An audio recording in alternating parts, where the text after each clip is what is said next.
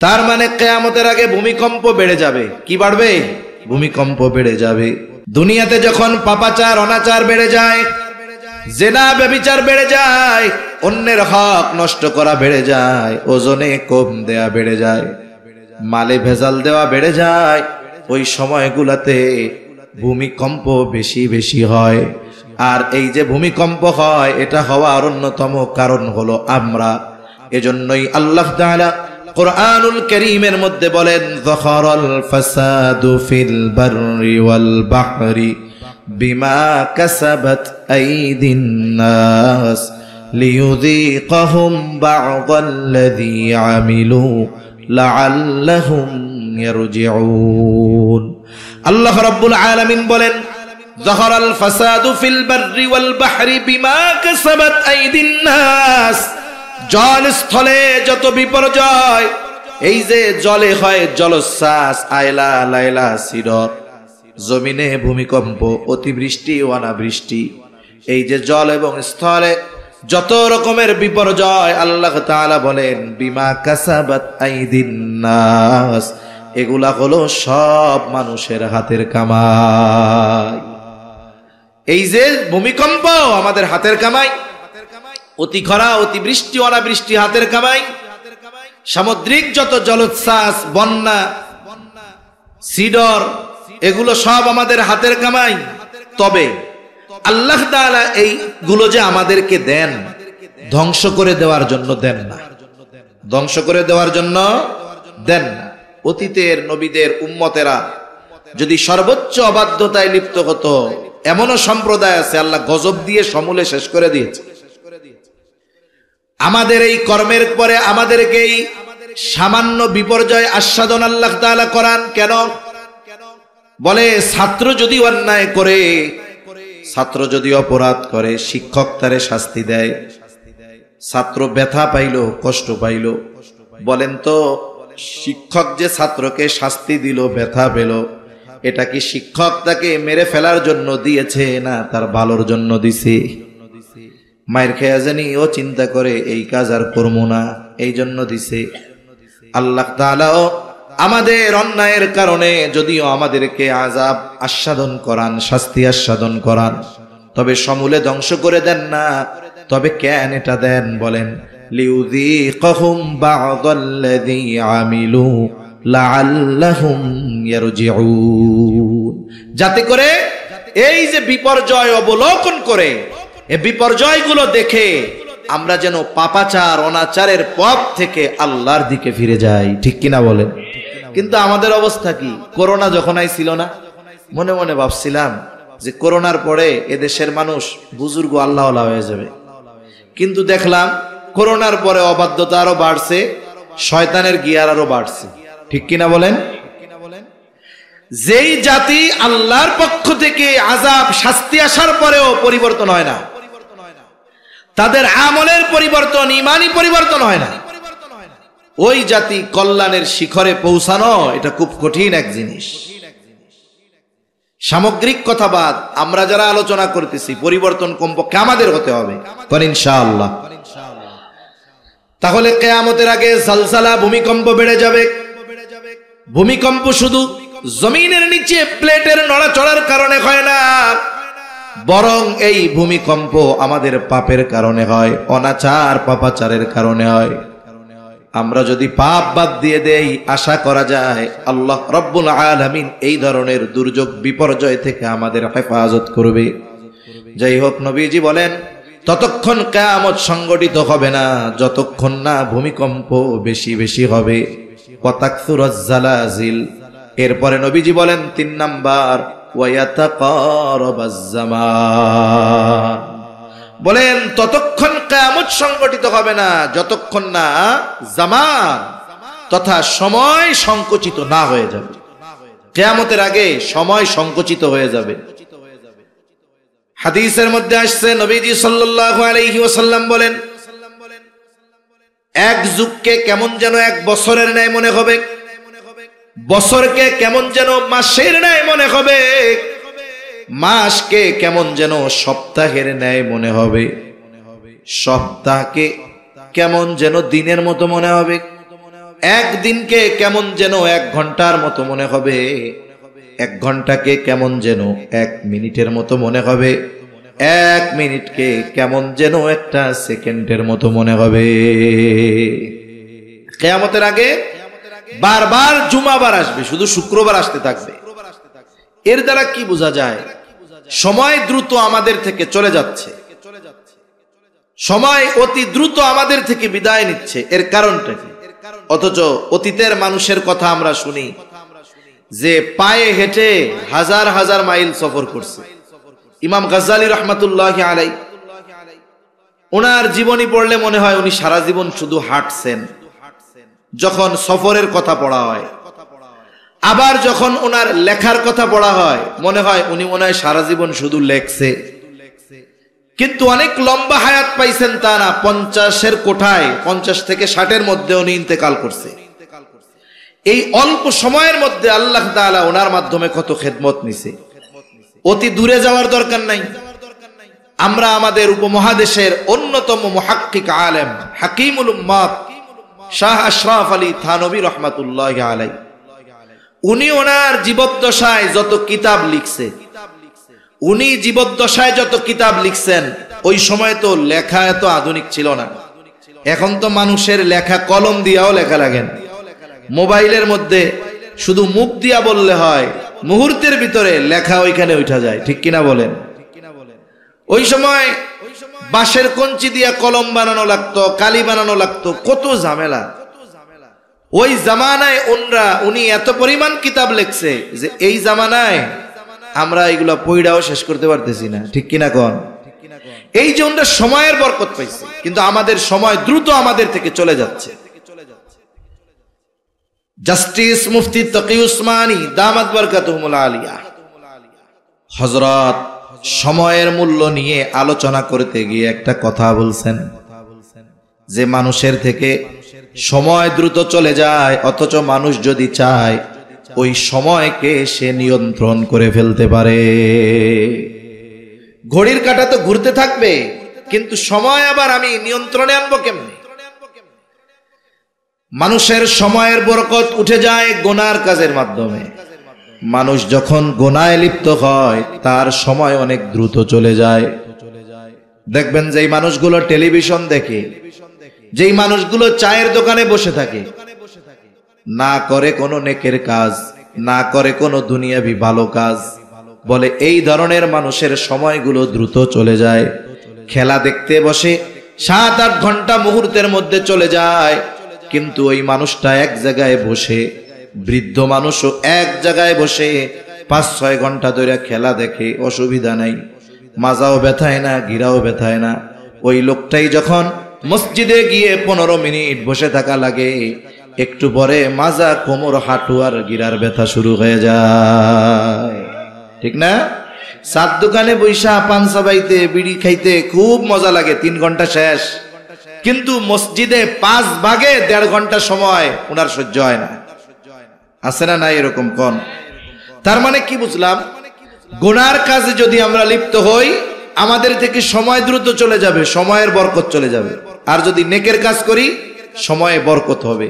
এজন্য মসজিদের মধ্যে গিয়া কোরআন শরীফ 3 পৃষ্ঠা পড়ার পরে মনে হয় আরে আল্লাহ, মনে হয় 15 ঘন্টা কোরআন শরীফ পড়তেছি। কিন্তু মোবাইলে ফেসবুক চালাইলে, টেলিভিশনে সিনেমা নাটক দেখলে 5 ঘন্টা পার হয়ে যায়, মনে হয় হায় রে, চোখের পলকে সময়টা চলে গেল। সেজন্য আমরা যদি সময়ের বরকত চাই, এই সময়গুলোকে গুনাহ থেকে বাঁচাতে হবে। বলেন ইনশাআল্লাহ, তৌফিক দান করেন। রাসূলুল্লাহ সাল্লাল্লাহু আলাইহি ওয়াসাল্লাম বলেন, ওয়া তাকারাবাজ জামান, কিয়ামতের আগে সময় সংকুচিত হয়ে যাবে। ওয়া তাযহারাল ফিতান, কিয়ামতের আগে ফিতনা প্রকাশ পাবে। সবচাইতে বড় ফিতনা দাজ্জালের আবির্ভাব ঘটবে। দাজ্জাল আগমনের আগ পর্যন্ত কিয়ামত সংগঠিত হবে না।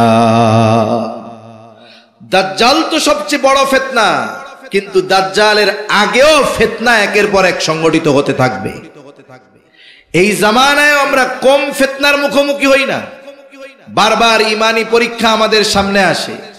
নতুন নতুন ঈমান ধ্বংস করে নেওয়ালা মতবাদের আবির্ভাব আমাদের সামনে ঘটে, ঠিক কিনা বলেন? একের পর এক ফিতনা আসে। এখন এই ফিতনা থেকে বাঁচবো কেমনে? রাসূলুল্লাহ সাল্লাল্লাহু আলাইহি ওয়াসাল্লাম আমল শিখায় দিয়েছেন। দাজ্জালের ফিতনা থেকে বাঁচার জন্য আমল নবীজি শিখায় দিয়েছেন। জুমার দিন সূরা কাহাফের তিলাওয়াত। কোন সূরা? জোরে কোন? সূরা কাহাফ। আল্লাহর নবী সাল্লাল্লাহু আলাইহি ওয়াসাল্লাম জানায় দেন, কমপক্ষে যদি সূরা কাহাফের 10 আয়াত আমাদের মুখস্থ থাকে, ওই 10 আয়াতের উপরে যদি কমপক্ষে আমি আপনি আমল করি, আল্লাহ তাআলা আশা করা যায় দাজ্জালের ফিতনা থেকে আমাদের হেফাজত করবে। আর যার একটু সময় আছে পড়তে পারে সে পুরোটাই পড়বে। বুজুর্গানে দিন বলেন সূরা কাহাফের পাওয়ার কত? বলে এই সূরা তিলাওয়াত করলে দাজ্জালের মতো বৃহৎ ফিতনা থেকে হেফাজতে থাকা যায়। যেই আমল দাজ্জালের মতো বৃহৎ ফিতনাকে সরায়া দিতে পারে, ফিতনা থেকে উম্মতকে বাঁচাতে পারে, সেই আমল আশা করা যায় দাজ্জাল আগমনের আগে যত ফিতনা আছে সব ফিতনা থেকে উম্মতকে হেফাজত করবে। এজন্য বর্তমানের ফিতনা, আগামীর ফিতনা থেকে যদি আমরা বাঁচতে চাই, আমাদের জীবনের এক অবিচ্ছেদ্য অংশ বানাতে হবে সূরা কাহাফের কমপক্ষে প্রথম 10 আয়াতকে। কোন ইনশাআল্লাহ? ইনশাআল্লাহ এখানে কইয়া যাওয়ার সময় ফেরত দিয়া চলে যায়েন না। আমাদের বেঁচে থাকার জন্য খাবার যত না জরুরি, তার চাইতে শ্বাস প্রশ্বাস বেশি জরুরি। আমরা সবাই যদি চিন্তা করি, আল্লাহ যদি হায়াত রাখে আগামী দিন না খায়া থাকবো, হায়াত থাকলে মরবো না। কিন্তু বলেন তো কেউ এই জায়গায় আছেন যে 5টা মিনিট শ্বাস নিবেন না অথবা ছাড়বেন না, বন্ধ করে রাখবো নাক মুখ চেপে ধইরা, যে 5 মিনিট আপনি বাইচা থাকবেন 5 মিনিট পরে? তাহলে ওই খাবার আমাদের জন্য বেশি প্রয়োজন নাকি শ্বাস প্রশ্বাস বেশি প্রয়োজন? এই শ্বাস প্রশ্বাসকে আমি আপনি আমার আপনার জীবনের জন্য যত গুরুত্বপূর্ণ মনে করি, তার চাইতে বেশি গুরুত্বপূর্ণ বানায় ফেলবো সূরা কাহাফের এই আমলটাকে। তাহলে আশা করা যায় আগত অনাগত যত ধরনের ফিতনা আছে, এই ফিতনাগুলো থেকে ইনশাআল্লাহ আল্লাহ আমাদের হেফাজত করবে। মনে থাকবে তো ইনশাআল্লাহ? এক মজমার সব কথা মনে থাকে না, রাখাও সম্ভব নয়, তবে একটা দুইটা কথা মনে রাখতে হয়, এগুলো আমলে পরিণত করতে হয়। আপনি এক বছরে, সেপ্টেম্বর শুরু হয়েছে, গাজীপুর হলো এমন এক জেলা বাংলাদেশের সবচাইতে বেশি মাহফিল হয় এই জেলায়। করোনার মধ্যে একমাত্র জেলা যেই জায়গায় মাহফিলে বাধাবুদা হয় নাই, গাজীপুরে চলছে। তাহলে সেপ্টেম্বর 19 তারিখ আজকে, তাই না? না 19 তারিখ নাকি? একেবারে রোজা পর্যন্ত দেখা যাবে এক একজন 100 মাহফিল শুনছেন। এক একটা মাহফিল থেকে যদি এক একটা কথা আমি আমার জীবনের জন্য না নিতে পারি, এই যে সময় ব্যয় করে বসে থাকলাম, তাহলে লাভটা হইলো কোথায়? এজন্য এই আমলটা মনে থাকবে তো ইনশাআল্লাহ? নিজেরা গুরুত্ব দিয়ে শিখবো, মুখস্থ করার চেষ্টা করব। জুমার দিন 5-10 মিনিট সময় লাগলো, আমরা ওইটা পড়া নিব। পরিবারের অধীনস্থ যারা আছে এদেরকেও মুখস্থ করাবো ইনশাআল্লাহ। রাসূলুল্লাহ সাল্লাল্লাহু আলাইহি ওয়াসাল্লাম 5 নম্বরে বলেন ওয়া তাকসুরাল হারজ ওয়া হুয়াল কাতলুল কাতল। কিয়ামতের আগে হারজ বেড়ে যাবে, হত্যাকাণ্ড বেড়ে যাবে। সাহাবায়ে কেরাম জিজ্ঞাসা করলো, ইয়া রাসূলুল্লাহ সাল্লাল্লাহু আলাইহি ওয়াসাল্লাম, আমরা তো প্রতি বছর হাজার হাজার মুশরিকদেরকে হত্যা করি, ওইটা তো যুদ্ধের ময়দানে করা হয়। নবীজি সাল্লাল্লাহু আলাইহি ওয়াসাল্লাম বলেন, এটা ওই হত্যাকাণ্ড নয় যেটা তোমরা যুদ্ধের ময়দানে করে থাকো, বরং তোমাদের পরস্পরের মধ্যে তথা মুসলমানদের নিজেদের মধ্যে হত্যাকাণ্ড বেড়ে যাবে। কিয়ামতের আগে হত্যাকাণ্ড এত পরিমাণ বাড়বে। নবীজি সাল্লাল্লাহু আলাইহি ওয়াসাল্লাম আরেক বর্ণনার মধ্যে আসছে, নবীজি বলেন, যে হত্যা করবে, যাকে হত্যা করবে সে জানবে না যে কেন আমাকে হত্যা করা হলো, আর যারা হত্যা করবে তারাও জানবে না এই ব্যক্তিকে কেন হত্যা করলাম। কারণবিহীন হত্যাকাণ্ড বেড়ে যাবে, বিচার বহির্ভূত হত্যাকাণ্ড বেড়ে যাবে। নবীজি বলেন, এটা যুদ্ধের ময়দানে তোমরা মুশরিকদের সাথে যুদ্ধ করো যেই হত্যাকাণ্ড, এটা নয়, বরং এটা হলো নিজেদের মধ্যে। প্রতিবেশী প্রতিবেশীকে হত্যা করবে। আরেক বর্ণনায় আসছে কিয়ামত ততক্ষণ আসবে না যতক্ষণ না এক প্রতিবেশী তার প্রতিবেশীকে হত্যা না করবে। অথচ দেখুন, ইসলাম আমাদের শিক্ষা দেয় প্রতিবেশীর সাথে ভালো আচরণ করা, প্রতিবেশী যেন আমার কাছে নিরাপদ থাকে, এই শিক্ষা দেয় ইসলাম। অথচ সবচাইতে বড় দুশ্মনী থাকে প্রতিবেশীর সাথে, জমি নিয়ে ঠেলাঠেলি গালি। ও কয় তোর মধ্যে আমার 15 হাত, ও কয় তোর মধ্যে আমার 20 হাত। আছে না নাই বলেন? আছে আছে। অথচ প্রতিবেশীর সাথে সম্পর্ক ভালো থাকা দরকার। নবীজি বলেন একজন আর একজন প্রতিবেশী একজন একজনকে হত্যা করবে, চাচা ভাতিজাকে, ভাতিজা চাচাকে হত্যা করবে। এইভাবে পারস্পরিক হত্যাকাণ্ড বাড়তে থাকবে। বর্তমান দুনিয়ায় মুসলমানদের উপরে কত জুলুম। এরপরেও সমীকরণ হলো প্রতি বছর গোটা পৃথিবীতে অমুসলিমদের হাতে যত মুসলিম মারা যায় তার চাইতে অগণিত গুণ বেশি মুসলমান আরেক মুসলমানের হাতে মারা যায়। প্রতি বছর অমুসলিমেরা যতজন মুসলমানকে হত্যা করে এর চাইতে বেশি মুসলিম হত্যা হয় মুসলিমদের মাধ্যমে। এই যে দেশে যে রাজনৈতিক হত্যাকাণ্ড হয়, বিভিন্ন দলাদলির কারণে হত্যাকাণ্ড হয়, চুরি ছিনতাইয়ের হত্যাকাণ্ড হয়, এগুলো সব হারজের অন্তর্ভুক্ত। এই যে মুসলমানদের পারস্পরিক হত্যাকাণ্ড বেড়ে গেল, এটা কিয়ামতের আগে বেড়ে যাবে, সময়ের সাথে সাথে আরো বাড়তে থাকবে, স্বাভাবিক। অথচ দেখুন, একজন মুসলমানের জানমাল আর একজন মুসলমানের হাতে নিরাপদ থাকার কথা ছিল। আপনার রক্ত আমার থেকে নিরাপদ, আপনার রক্ত আমার জন্য হারাম, মানে সম্মানিত। আমি আপনাকে রক্তাক্ত করতে পারবো না। এক মুসলমান অপর মুসলমানের উপরে আঘাত করতে পারবে না। যেই মুসলমান আর এক মুসলমানের উপরে আঘাত করে সে প্রকৃত মুসলমান হতে পারে না। গরু খাইলেই মুসলমান হয় না, মুসলমানি নিলেই মুসলমান হয় না। রাসূলুল্লাহ সাল্লাল্লাহু আলাইহি ওয়াসাল্লাম বলেন, আল মুসলিমু মান সালিমাল মুসলিমুনা মিন লিসানিহি ওয়া ইয়াদিহি। নবীজি সাল্লাল্লাহু আলাইহি ওয়াসাল্লাম বলেন, প্রকৃত মুসলমান হলো সে যার জবান এবং হাতের অনিষ্ট থেকে অপর মুসলমান নিরাপদ থাকে। আমার জবান এবং হাত থেকে আরেক মুসলমান ভাই অনিরাপদ, আর আমি তাহাজ্জুদ পড়ি, বলে তাহাজ্জুদ গুজার হইতে পারি ঠিক, কিন্তু মুসলমান হওয়া যাবে না। রাসূলুল্লাহ সাল্লাল্লাহু আলাইহি ওয়াসাল্লাম বলেন, সিবাবুল মুমিনি ফুসুকুন ওয়া কিতালুহু কুফর। একজন মুমিনকে গালি দেওয়া এটা বড় অন্যায়, ফাসিকি, পাপাচার, পাপের কাজ। হত্যা করা এটা কুফরির শামিল। আর যে একজন ইমানদারকে হত্যা করলো, ওয়ামাইয়াকুতুল মুমিনা মুতাআম্মিদান ফাজাযাউহু জাহান্নাম। ইচ্ছা কইরা একজন ইমানদারকে যে হত্যা করবে তার ঠিকানা হবে জাহান্নাম, দীর্ঘকাল তাকে জাহান্নামে অবস্থান করতে হবে। শুধু তাই না, যেই ব্যক্তি অন্যায়ভাবে ইচ্ছাকৃত একজন মুমিনকে হত্যা করলো সে কেমন যেন গোটা পৃথিবীর মানুষকে হত্যা করলো। এজন্য আমার আপনার দ্বারা যেন কোনো মুসলমান নির্যাতিত না হয়। তাহলে কি হবে আমার নামাজ, কি হবে আমার ইবাদত? আল্লাহ রাসূল সাল্লাল্লাহু আলাইহি ওয়াসাল্লামের কাছে দুইজন মহিলার ব্যাপারে কথা নিয়ে গেছে সাহাবায়ে কেরাম। নবীজির কাছে বলতে, ইয়া রাসূলুল্লাহ সাল্লাল্লাহু আলাইহি ওয়াসাল্লাম, একজন মহিলা সে কোনো ধরনের ইবাদত ছাড়ে না, একেবারে কোনো নফলও সে ছাড়ে না, কিন্তু তার প্রতিবেশী যারা আছে এদের সাথে খারাপ ব্যবহার করে। আরেকজনের ব্যাপারে বলা হলো, নবীজি সাল্লাল্লাহু আলাইহি ওয়াসাল্লাম যেইটুকু না করলেই নয়, ফরজ ওয়াজিব যেটা না করলেই নয়, করতে বাধ্য, এই মহিলা ওইটুকু ইবাদত করে আর প্রতিবেশীর সাথে ভালো আচরণ করে। এই দুজনের মধ্যে কে উত্তম? নবীজি বললেন যে ওই যে অল্প আমল করে ঠিক, কিন্তু প্রতিবেশীর সাথে ভালো আচরণ করে, ও আল্লাহর কাছে বেশি প্রিয়। সুবহানাল্লাহ।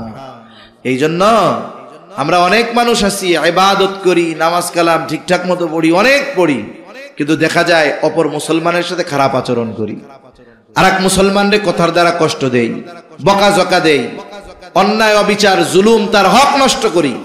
বলে এই নামাজ দিয়া জান্নাত পর্যন্ত পৌঁছানো যাবে না। তাহলে নবীজি বলেন ওয়াতাকসুরুল হারজ, কিয়ামতের আগে হারজ বেড়ে যাবে, পারস্পরিক হত্যাকাণ্ড বেড়ে যাবে, নিজেদের মধ্যে হত্যাকাণ্ড বাড়বে, মুসলমান মুসলমানকে হত্যা করবে, ভাই ভাইকে হত্যা করবে, চাচা ভাতিজাকে হত্যা করবে। কিয়ামতের আগে এটা বেড়ে যাবে। 6 নম্বর, নবীজি সাল্লাল্লাহু আলাইহি ওয়াসাল্লাম বলেন কিয়ামতের দিন মানুষের প্রাচুর্যতা অর্থ এত বেড়ে যাবে যে তাদের সম্পদ উপচায়া পড়তে থাকবে। সাদকা করার জন্য মানুষ খুঁজে পাবে না। আজকে আপনাদের কাছে মাদ্রাসার জন্য চাওয়া হয়, দ্বীনি কাজের জন্য চাওয়া হয়, কিন্তু এক জামানা আসবে যদি আমরা বাইচা থাকতে চলেই আসে, তাহলে ওই সময় মানুষ সাদকা করার লোক খুঁজে পাবে না। মুফাসসিরিনে কেরাম বলেন এটা হবে তখন দাজ্জাল ঈসা আলাইহিস সালামের হাতে যখন নিহত হবে, এরপরে মুসলমানদের প্রাচুর্যতা এত বাড়বে যে সাদকা নেওয়ার মতো লোক পাওয়া যাবে না। এই ধারাবাহিকতা এখন চলতেছে। আজ থেকে 30, 40, 50 বছর আগেও মানুষের খাবারের অভাব ছিল। এখন মানুষ কিন্তু খাবারের অভাবে খুব কম মরে। ফিলিস্তিনের গাজার মুসলমানদের কথা ভিন্ন, কারণ তাদেরকে তো এক অবরুদ্ধ জায়গায় রেখে দেওয়া হয়েছে। গোটা পৃথিবী থেকে খাবার তাদের কাছে পৌঁছায় দেওয়ার কোনো ব্যবস্থাপনা গ্রহণ করা কঠিন হয়ে যাচ্ছে। কিন্তু স্বাভাবিকভাবে যারা উন্মুক্ত আছে এদের খাবারের অভাব নেই। বরং সমীকরণ তো এটা বলে যে শুধুমাত্র আরবে প্রতি বছর যেই পরিমাণ খাবার অপচয় হয়, এটা যদি পৃথিবীর অভুক্ত মানুষের কাছে পৌঁছায় দেওয়া হয়, তাহলে পৃথিবীর একটা মানুষ আর অভুক্ত থাকবে না, সব পেট পুরে খাইতে পারবে। তা কিয়ামতের আগে এই প্রাচুর্যতা বেড়ে যাবে, মানুষের সম্পদ উপচিয়ে পড়বে। এইগুলো সংগঠিত না হওয়া পর্যন্ত কিয়ামত সংগঠিত হবে না। এবার আসেন আমি আমার পঠিত আয়াতের দিকে চলে যাই। আল্লাহ রাব্বুল আলামিন বলেন ইন্নাল্লাহা ইনদাহু ইলমুস সাআহ, শুধুমাত্র আল্লাহ তাআলার কাছেই আছে কিয়ামতের ইলম, যে কিয়ামত কখন সংগঠিত হবে এর সুনির্দিষ্ট সময় আমাদের কারো জানা নাই। তবে রাসূলুল্লাহ সাল্লাল্লাহু আলাইহি ওয়াসাল্লাম কিছু আলামত বলে দিয়েছেন। ওই আলামত সমূহের মধ্য থেকে কয়েকটা আলামত আমরা জানলাম। হাদিসের আলোকে 6, 7, 8টার মতো আলামত আমরা আলোচনা করেছি। হাদিসে জিবরিল থেকে 2টা, একটা হলো দাসী তার মনিবকে প্রসব করবে। 2 নাম্বার, নগ্নপদ বিশিষ্ট মানুষগুলো উঁচু উঁচু অট্টালিকার মালিক হয়ে যাবে। আর এই হাদিসের মধ্যে জেনেছি কিয়ামতের আগে কিয়ামত ততক্ষণ সংগঠিত হবে না যতক্ষণ না আল্লাহ ইলম উঠায় নিয়ে যাবে। ইলম কেমনে আল্লাহ উঠাবে? বলে আলেমদেরকে উঠিয়ে নিয়ে যাওয়ার মাধ্যমে। কিয়ামত ততক্ষণ সংগঠিত হবে না যতক্ষণ না জালজালা বেড়ে যাবে। কিয়ামতের আগে তার মানে বেশি বেশি ভূমিকম্প হবে, সময় সংকুচিত হয়ে যাবে, একের পর এক ফিতনা আগমন করতে থাকবে। মানুষ মুসলমানেরা একে অপরের মধ্যে হত্যাকাণ্ড বেড়ে যাবে, সম্পদের প্রাচুর্যতা বেড়ে যাবে। এইগুলো যখন সংগঠিত হবে বুঝতে হবে কিয়ামত আর বেশি দূরে নাই, সেটা নিকটবর্তী হয়ে গেছে। তবে সুনির্দিষ্ট সময় যিনি জানেন তিনি কে? আল্লাহ। এরপরে আল্লাহ তাআলা এই যে মাফাতিহুল গায়েব, এই গায়েবের চাবিকাঠি, এই জায়গায় 5টা বিষয়ের কথা আল্লাহ উল্লেখ করছে। এই 5 বিষয়ের মধ্যে গায়েবের সব বিষয়গুলো আছে। 1 নাম্বার, কিয়ামতের ইলম একমাত্র আল্লাহ তাআলার কাছে। এরপর 2 নাম্বার, ওয়ায়ুনাজ্জিলুল গায়স, আর তিনি বৃষ্টি বর্ষণ করেন। তার মানে আকাশে মেঘ হলেই বৃষ্টি হয় না, সব মেঘে বৃষ্টি নামে না। এরকম একটা কথা আছে না, সব মেঘে বৃষ্টি হয় না। কোন মেঘ বৃষ্টি নামাবে এটার ফয়সালা কার হাতে? জোরে বলেন, আল্লাহ তাআলার হাতে। এজন্য অনেক সময় দেখা যায় যে মেঘে আকাশ পুরো ছেয়ে গেছে, পুরো দুপুরবেলা অন্ধকার হয়ে গেছে। আমরা মনে করতেছি আজ কেমন বৃষ্টি হবে, এক ঠেলায় বন্যা, কিন্তু একটু পরে একটা বাতাস আসছে, সব মেঘ মুহূর্তের মধ্যে পরিষ্কার হয়ে গেছে। হয় কি হয় না? হয়। এজন্য কখন বৃষ্টি হবে, কোথায় বৃষ্টি হবে, এটার ফয়সালা কার? জোরে বলেন, আল্লাহ তাআলার। এজন্য অনেক সময় দেখা যায় ওই এলাকায় বৃষ্টি, এই জায়গায় বৃষ্টি নাই, এই জায়গায় রোদ, ওইখানে বৃষ্টি।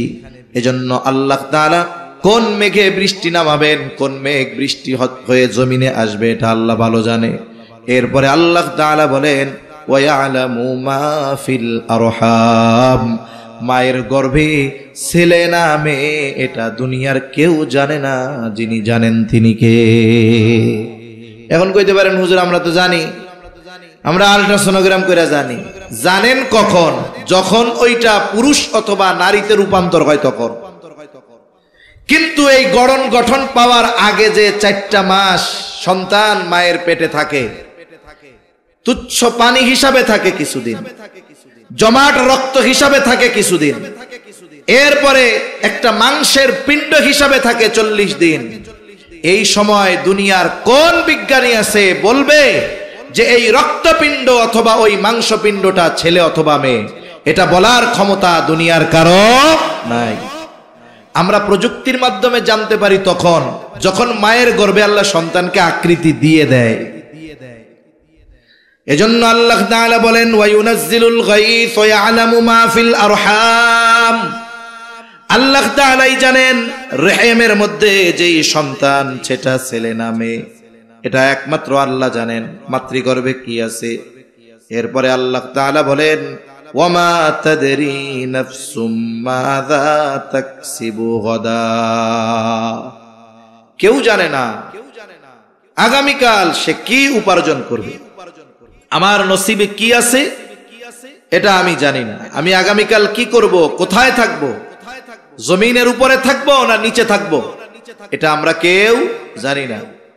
আজকে যার কিছুই নাই, আগামীকাল হাতে তার কি আসবে সে জানে না। যে আজকে ধনী বলে আজকের সম্পদ আগামীকাল তার হাতে থাকবে কিনা জানে না। যে আজকে প্রধানমন্ত্রী সে জানে না যে পরের দিন 12টার পরে সে প্রধানমন্ত্রী থাকবে কিনা, ঠিক কিনা বলেন? এটা কেউ জানে না। যদি মানুষ জানতো তাইলে হয়তো আমল বুঝে শুনা করার চেষ্টা করত, কিন্তু আল্লাহ তাআলা এই বিষয়ের নিয়ন্ত্রণটা নিজের হাতে রেখে দিয়েছেন, ঠিক কিনা বলেন? এজন্য আমাদের জীবনের গতিপথ পাল্টানোর দরকার। প্রত্যেকটা সময় এই খেয়াল করা দরকার যে আগামী দিনের সূর্যোদয় আমার নসিবে আছে কিনা জানি না। যদি প্রত্যেকটা রাতে আমি আপনি এই চিন্তা করে বিছানায় যাইতাম, এই চিন্তা করে যদি আমি আপনি ঘুমাইতাম যে আগামী দিনের সূর্যোদয় আমার নসিবে আছে কিনা জানি না, তাহলে আজ রাতটা আমি আল্লাহর কাছে ক্ষমা চাইয়া ঘুমাই, আজ রাতটা আমি তওবা করে ঘুমাই, আজকে থেকে আমি আমার মন্দ কাজগুলো ছেড়ে দেই। যদি এই চিন্তা আমার আপনার মধ্যে থাকতো তাহলে সমাজের মানুষের নীতি নৈতিকতা উত্তম সুন্দরে পরিণত হয়ে যাইত। এজন্য আগামীকাল আমরা কি করব, কে কি করবে এটা কেউ জানে না। আমরা কেউ জানি না আগামীকালের অবস্থা কি। এরপরে আল্লাহ তাআলা বলেন ওয়া মা তাদরি নাফসুম বিআইয়ি আরদিন তামুত। কেউ জানে না কোন স্থানে সে মৃত্যুবরণ করবে। আমাদের প্রত্যেকের মৃত্যুর সময় যেমন সুনিশ্চিত, আমাদের প্রত্যেকের মৃত্যুর জায়গাও তেমন সুনিশ্চিত। আমার মৃত্যু যেখানে লেখা আছে, আমার কর্ম আমাকে সে জায়গায় নিয়ে যাবে, যে ওই জায়গায় আমার মৃত্যু আছে। মানুষ অনেক সময় আফসোস করে, আরে কেন যে যাইতে গেছিল বাজারে, বাজারে না গেলে কি আর রোড অ্যাক্সিডেন্ট হইয়া মরতো? বলে ওর মরা তো লেখা আছে ওই জায়গায়। এটা ঠেকানোর আর কোনো উপায় আছে? ঠেকানোর কোনো উপায় নাই। এজন্য আমি আপনি জানি না কোথায় আমার মৃত্যু, কোন জায়গাতে আমার মৃত্যু আল্লাহ লিখে রাখছেন, এটা আমরা কেউ জানি না। তবে হ্যাঁ, ওই নির্দিষ্ট জায়গা যেখানে আমার মৃত্যু, এটা যদি আমার অজানাও থাকে, ওইখানে পৌঁছানো যদি আমার পক্ষে অসম্ভব হয়, তাহলে আমার নিয়তি ওইখানে আমাকে নিয়ে যাবেই, এ ব্যাপারে কোনো সন্দেহ নাই। অনেকের নসিবে মৃত্যু লেখা থাকে মদিনায়, ওর কবর হবে জান্নাতুল বাকিতে। ও সুস্থ মানুষ এখান থেকে যায়, ওই জায়গায় ওর মৃত্যু হয়ে যায়। অনেকের ভালো কাজে আল্লাহর রাস্তায় বের হইছে দাওয়াতে তাবলীগে, সুস্থ মানুষ, আল্লাহ তাআলা ওই দিনাজপুরের এক জায়গায় তার মৃত্যু লেখা রাখছে, ওই জায়গায় সে চলে গেছে। কোনো কাজ নাই, সারাদিন বের হয় না, অসুস্থ মানুষ, একদিন বাজারে যাইতে গেছে, ওই যাওয়ার সময় পড়ে মারা গেছে। তার মানে আমরা কেউ জানি না ওমা তাদরি নাফসুম বিআইয়ি আরদিন তামুত। কেউ জানে না কোন জমিনে তার মৃত্যু আছে। এজন্য এই বিষয়গুলোকে আল্লাহ তাআলা নিজের নিয়ন্ত্রণে রাখা দিয়েছে। এই বিষয়গুলোকে আল্লাহ তাআলা সবার নিয়ন্ত্রণে দেন নাই, রাসূল আকরাম সাল্লাল্লাহু আলাইহি ওয়াসাল্লামের নিয়ন্ত্রণেও দেন নাই। এগুলোকে আল্লাহ তাআলা নিজের কাছে রেখে দিয়েছেন। এজন্য আমাদের সদা সর্বদা প্রস্তুত থাকা যে কোন সময় কোন জায়গায় আমার মৃত্যু চলে আসে বলা যায় না। কত মানুষ প্রবাসে যায় পরিবারের মুখে হাসি ফোটানোর জন্য, একটা সময় ওই জায়গায় তার মৃত্যু হয়ে যায়। কত মানুষের মৃত্যু এমন হয় যে ওই জায়গা থেকে তাকে আর পরিবার আনতে চায় না, চিন্তা করে 2-4 লাখ খরচ করে আনার দরকার কি, ওই জায়গায় মাটি দিয়া দিক, এই টাকাটা আমাদের পরিবারের কাজে লাগবে। এজন্য কার কোন সময় কোন জায়গায় মৃত্যু হবে কেউ জানে না। এই যে গায়েবের 5টি বিষয়, এর মধ্যে পৃথিবীর গায়েব সম্পৃক্ত যত বিষয় আছে সব বিষয়গুলো অন্তর্ভুক্ত।